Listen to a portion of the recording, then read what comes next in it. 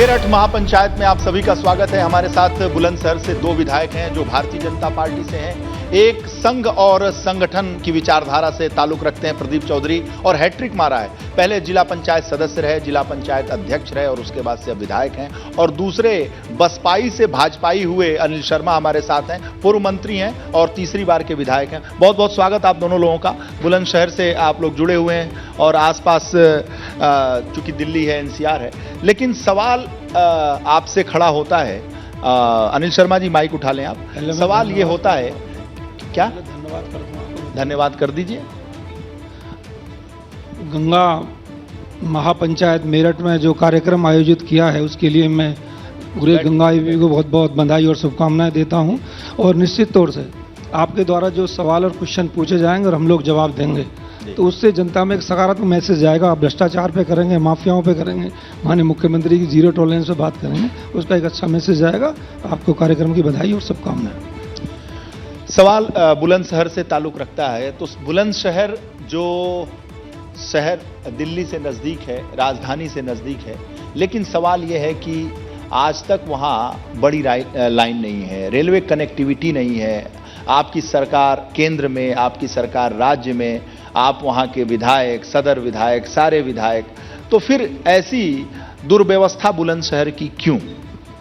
देखो, आप 2017 से पहले की बात करेंगे और 2014 से पहले तो इतनी गंदगी थी देश में, उसे साफ करने में टाइम तो लगेगा ही ना।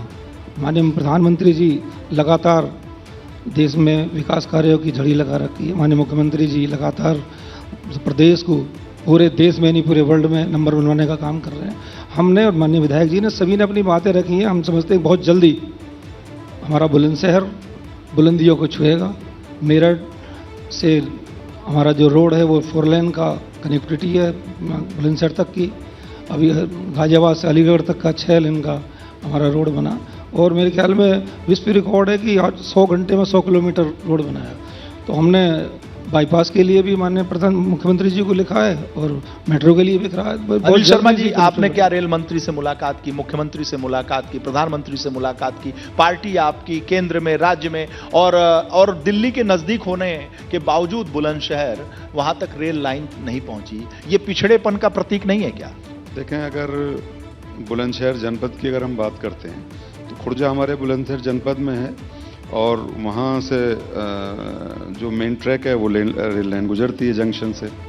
बुलंदशहर और जंक्शन के बीच की जो दूरी है वो लगभग 20-22 किलोमीटर है। बाकी फिर भी बुलंदशहर जो हमारा टाउन है, शहर है, उसमें लाने के लिए बहुत प्रयास हुए हैं। हमारे माननीय सांसद जी के साथ हम लोग भी मिले हैं। ऐसा है कि बुलंदशहर में बहुत सारे आयामों में बहुत बड़ा काम हुआ है। एक आध चीज़ ऐसी रह जाती है जिसको स्पर्श नहीं किया जाता, क्योंकि रेलवे ने भी भारतवर्ष में का बड़ा विस्तार किया। आदरणीय प्रधानमंत्री जी के नेतृत्व में बहुत काम किया है और एक बड़ी व्यवस्था है उसमें, और बहुत सारे हैडल्स रहते हैं। हम सारे जनप्रतिनिधि मिलकर 100% इसके लिए प्रयासरत हैं कि बुलंदशहर से भी वो लाइन चली जाए, और मुझे पूरा विश्वास है कि इसमें हमें सफलता भी मिलेगी। सफलता कब तक मिलेगी? चूंकि बुलंदशहर के लोग भी देख रहे हैं, माननीय आप विधायक हैं, आपके सांसद भी वहां से हैं, तो ऐसे में जो जनता देख रही है, एक आश्वासन, एक भरोसा क्या है? देखिए, ये इसको मेरे स्तर से या माननीय विधायक जी के स्तर से कोई टाइम बाउंड इसको बता देना या माइक्रो लेवल पे क्या चीज़ें चल रही हैं वो इसलिए संभव नहीं है। भारत सरकार का मामला है और माननीय सांसद जी इसमें व्यक्तिगत रूप से लगे हैं, तो वो ज़्यादा बेहतर बता पाएंगे। बट जितना मेरी जानकारी है, मेरी सूचना है, मेरी इन्फॉर्मेशन है, माननीय सांसद जी की मेरी लगातार बात होती है, माननीय विधायक जी से भी बात होती है, जल्दी इसमें हम लोगों को सफलता मिले। 17 से आपकी सरकार है और केंद्र में 14 से सरकार है, लेकिन सवाल ये उठता है कि बुलंदशहर में ऐसा आप लोगों ने इन वर्षों में क्या किया जो जनता को आप बता सकें कि हमने ये किया, चाहे वो इंफ्रास्ट्रक्चर के लेवल पे हमने, चाहे शिक्षा के लेवल पे, चाहे स्वास्थ्य के लेवल पे, चाहे जल के लेवल पर जो मूलभूत सुविधाएं, ऐसा क्या किया जो आप अभी हम आपसे सवाल पूछें और आप पॉइंट खटाखट बिना सोचे बता सकते हैं? और जनता सुनना चाहती है कि 17 से 14 से सरकार केंद्र में और 17 से राज्य में लगातार आपकी सरकार है, तो आखिर ऐसा क्या किया है आपने? मैं आपको बताना चाहूँगा कि पहले हमारे यहाँ बुलंदशहर में मेडिकल कॉलेज नहीं था। अभी बाबूजी कल्याण सिंह जी के नाम से मेडिकल कॉलेज बना। हमारे यहाँ पोल्ट्री खुर्जा में पोर्ट्री है जो विश्व की दूसरे नंबर की है।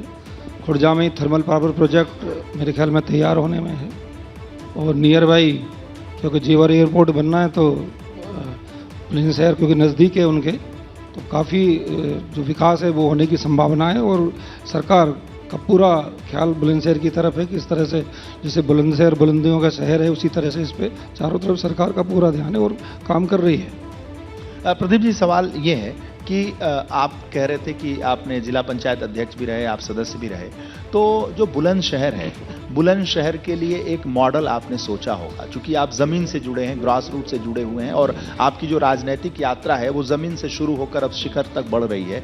तो ऐसा आपने क्या किया है और क्या करेंगे, क्योंकि आपको सब कुछ पता है, जमीन की भी पता है और हवा की भी पता है, तो ऐसा क्या करने वाले हैं? आपने मेरी दुखती नज़र पे वो हाथ रख दिया। मैं बताना चाहूँगा कि जिला पंचायत सदस्य जब मैं बना तो उसके बाद फिर जिला पंचायत अध्यक्ष बना, तो जिला पंचायत असेंबली में हम भारतीय जनता पार्टी के 12 सदस्य थे, बाकी सपा बसपा के लोग थे। सपा बसपा के टाइम में माननीय मंत्री जी भी उस समय बसपा में ही थे, हरिंदर यादव और आशा यादव दोनों ही उस समय जिला पंचायत अध्यक्ष रहे, और उसी के बीच में एक एम था प्रदीप कुमार। तो इन्होंने जिला पंचायत एक मॉल का निर्माण किया, और जिला पंचायत मॉल में जितने भी घोटाले कर सके थे उतने घोटाले करे। मैंने जिला पंचायत की कुर्सी जब पकड़ी, सबसे पहले बैठने के बाद में उसी की जांच शुरू करी। जब इन घोटालेबाजों को ये लगने लगा कि हम लोग जेल जाएंगे और ये क्योंकि संघ संगठन से जुड़ा आदमी है, हम इसे दबा नहीं पाएंगे, तो उन्होंने एक योजनाबद्ध तरीके से मुझे जिला पंचायत अध्यक्ष से उतार दिया। लेकिन उतरने के बाद भी मैं वही आवाज़ उठाता रहा, और मैंने कहा था कि मैं उतार तो दिया आपने, लेकिन एक दिन मैं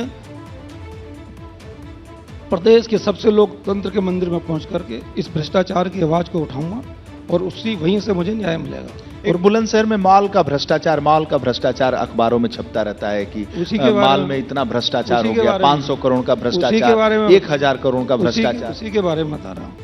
तो जब उतर गया, उतरने के बाद भी मैंने अपनी उसके खिलाफ जांच चालू रखी और कसम खाई कि मैं यहीं से विधायक बन के और इस आवाज़ को अपनी विधानसभा में उठाऊंगा। वहाँ पे माननीय मुख्यमंत्री जी और माननीय अध्यक्ष जी मेरी बात सुनेंगे, क्योंकि लोकतंत्र का सबसे बड़ा मंदिर है, दुनिया की आवाज़ उठाते हैं, हम अपनी बोलते हैं। तो वहाँ मैंने असेंबली में दोबारा उठाई और माननीय मुख्यमंत्री जी ने उसे संज्ञान में लिया और उनके खिलाफ SIT की जाँच शुरू है। लेकिन अब भी कुछ सपा बसपा माइंडेड अधिकारी हैं, जबकि माननीय मुख्यमंत्री जी ने तो 1 महीने के लिए कहा कि 1 महीने में इसकी जाँच हो जाएगी, लेकिन किस कारणवश नहीं हुई अभी माननीय मुख्यमंत्री से मिलेंगे, फिर इस पर चर्चा करेंगे।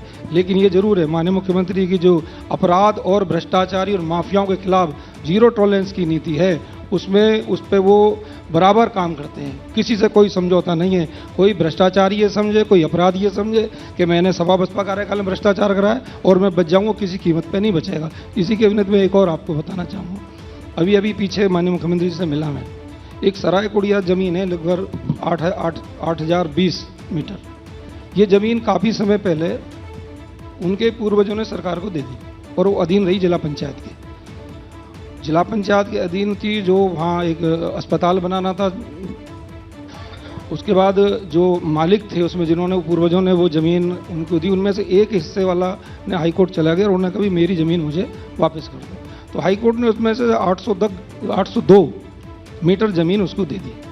लेकिन हाई कोर्ट के ऑर्डर के बाद ये जो प्रदीप कुमार AM है और हरिंदर आशा यादव 2, इन्होंने मिलकर क्या काम करा कि उनके ऑर्डर पे भी 8,020 जब थी 12 करोड़ की और अब है 1200 करोड़ की। उसको 8,020 करके इन्हें आगे सौंप दिया। शर्मा जी, आंकड़ों पर न जाए, और आप अभी कानून व्यवस्था की बात कर रहे थे चौधरी साहब, तो अभी बुलंदशहर चर्चा में रहा कि 4 मंदिरों की मूर्तियां तोड़ दी गई, एक ही गांव में तोड़ दी गई। हिंदूवादी संगठनों ने आरोप लगाया कि एक धर्म विशेष ने वो काम किया। धर्म विशेष कौन है आप जान रहे हैं, नाम लेने की जरूरत नहीं है। फिर सामने आया कि वो उसी गांव के हिंदू लड़कों ने इस मूर्तियों को तोड़ा है। तो फिर ये जो बुलंदशहर कानून व्यवस्था की चूंकि आप बात कर रहे हैं, तो ये कौन सी कानून व्यवस्था है साहब? देखें, लॉ एंड ऑर्डर पर अगर आप बात करेंगे ना, तो हम पिक एंड चूज करके कोई एक ऐसी घटना हो गई जिस पर प्रश्न चिन्ह लगते हैं उस पर ही हम चर्चा करते चले जाएं। और 99 में जो ऐसी चीज़ें हैं लॉ एंड ऑर्डर को लेकर के और कम्युनल पीस को लेकर के, उस पर हम चर्चा ही ना करें। ये समाज में यहाँ करोड़ों लोग रहते हैं, 22 करोड़ लोग उत्तर प्रदेश में रहते हैं, जब बुलंदशहर जनपद में बहुत बड़ी आबादी है, तो उसमें हम ये कहते हैं कि भाई 100% हमने गुंडों को खत्म कर दिया। उनका बात उसकी नहीं है, बात यह है कि जो मूर्तियां तोड़ी गई वो हिंदू लड़के थे। पहले आंदोलन आप लोगों ने किया, आपके संगठन ने, आपकी पार्टी ने, और आपके जो वहां की जिला इकाई है जो हिंदूवादी संगठन है, फिर बाद में पिक्चर अलग निकली। तो इसको ये सद्भावना मैं उसी को बता रहा हूँ। देखिए, जब ऐसी घटना होती है तो प्रमा फेसाई जो चीज़ें रहती हैं तो ऐसी उसमें सोचा जाता है। लेकिन आप देखिए पुलिस की काबिलियत देखिए, आप लॉ एंड ऑर्डर की स्थिति देखिए, जो सत्य बात थी, तथ्य थे, वो सामने आ गए। और जहाँ तक कम्युनल टेंशन की बात है, तो 17 के बाद से, जब से पूज्य महाराज जी इस प्रदेश के मुख्यमंत्री बने हैं, जब मैं 17 में MLA बना था और जब चार्ज लिया, हमारे यहाँ SSP बदले, तो सबसे पहला तभी पहासों मेरे कस्बे में कर्फ्यू लगा था, झगड़ा हो रहा था, हत्या हो गई थी, और वहां से बात शुरू हुई। वो दिन है और आज का दिन है। आज तक मेरे किसी कस्बे में कोई कर्फ्यू की स्थिति या टेंशन की स्थिति नहीं आई, सारे चुनाव हुए हैं। और मेरा मानना ये है कि एक आध दो घटनाओं को अगर हम छोड़ देते हैं, तो बुलंदशहर की अगर हम बात करते हैं, तो we are completely living in peace. जबकि सवाल देखिए, ये इसे छोटी मोटी घटना नहीं माने, एक खुद के धर्म से संबंधित मंदिर को खुद के धर्म के लोगों ने तोड़ा है, तो ये जो सिम्टम है वो ठीक नहीं जा रहा है। और ऐसे इसके पीछे साजिश कौन सी है, इसके लिए कौन सी जांच की आप मांग कर रहे हैं? जो दोषी साबित हुए हैं, सिद्ध हुए हैं, जो जिनके ऊपर आरोप लगा है, उनके लिए आप क्या मांग करेंगे? सरकार से क्या गुहार करेंगे? क्योंकि भाई एक वर्ग विशेष को बदनाम किया जा रहा था, और जो पकड़े गए हैं, जो आरोपी हैं, नहीं, उन पर बदनाम नहीं किया जा रहा। इसे एक घटना को छोड़ दें। देखिए, जहाँ तक क्रिमिनल की बात है, क्रिमिनल है, और ये एक अलग बात है कि जब मुख्यमंत्री जी क्रिमिनल पे कार्रवाई करते हैं, तो एक संप्रदाय के लोग उसमें ज़्यादा निकल आते हैं। उसमें तो मेरा या किसी का सरकार का कोई दोष नहीं है। जहाँ तक इस घटना की बात है, तो इसमें माइक्रो लेवल पे गहराई से मुझे नहीं पता है, किंतु ये मेरा पूर्ण विश्वास है, महाराज जी की सरकार में किसी भी व्यक्ति को धर्म जाति के आधार पर उसको नहीं फंसाया जा सकता। जो सत्यता है वो सामने आएगी। Let us wait for the police जो कर रही है कार्रवाई, उसको आप देखिएगा। और बहुत सारे ऐसे मामले हैं जो सुलझे। अच्छा, एक सवाल मेरे मन में नहीं, सबके मन में है। बुलंदशहर देश की राजधानी के इतने नजदीक है, और NCR और सारा कुछ सुन के बड़ा अच्छा लगता है, लेकिन बुलंदशहर के नाम से, नाम तो बुलंद है, शहर के आगे लिखा हुआ है, लेकिन विकास की कोई शहर भी बहुत बुलंद है मानवर। एक तस्वीर जो है वो सामने नहीं आती। बहुत सुंदर। जैसे गाजियाबाद की हम बात कर लें, चाहे हम फरीदाबाद की बात कर लें, गुड़गांव की बात कर लें, नोएडा की बात कर लें, वहीं सटा हुआ जो बुलंदशहर है वो एक तरीके से पिछड़ेपन का प्रतीक है। कुछ दिखाई पड़ता नहीं, वहां सुनाई नहीं पड़ता, केवल अपराध के बारे में चर्चा। शायद लगता है आपको गलत सूचना है मानवर। अभी आपके प्रोग्राम इतनी जल्दी में था, मैं बुलंदशहर से आ रहा हूँ, टेलीफोन गया जल्दी आना है, तो हम 45 मिनट में बुलंदशहर से यहाँ आ गए।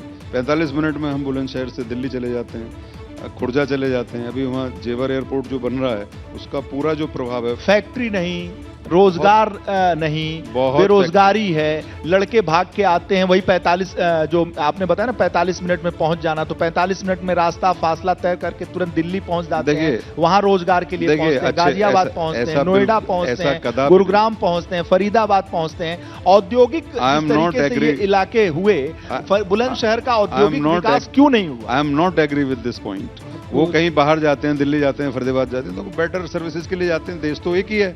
जहां तक बात है इंडस्ट्री की, सवाल ये है कि जिस तरीके से फरीदाबाद, गुड़गांव, नोएडा, गाजियाबाद का विकास हुआ, औद्योगिक मानचित्र पर बुलंदशहर क्यों नहीं? Let me tell you, Secunderabad industrial area है, जो बहुत बड़ी तादाद में, पहले फैक्ट्रियां बंद थी यहाँ पुरानी सरकारों में, बहुत बड़ी तादाद में हर फैक्ट्री वहाँ चल रही है। मेरा मानना है कि लाखों हमारे लड़के, आप बूढ़ चौराहे पर खड़े हो जाएं तो सिकंदराबाद जाते हुए दिखाई देंगे। नंबर 1। नंबर 2, दूध प्रोडक्शन में, मिल्क प्रोडक्शन में बुलंदशहर का जो नाम है वो दूसरे या तीसरे नंबर पे आता है। लगभग 30-35 लाख लीटर दूध पर डे जो एक्सपोर्ट होता है बुलंदशहर से। सारी इंडस्ट्री है, आनंदा वालों की है, CMC की है, पारस की है, बहुत सारी फैक्ट्री हैं जो हमारे दूध का प्रोसीजर।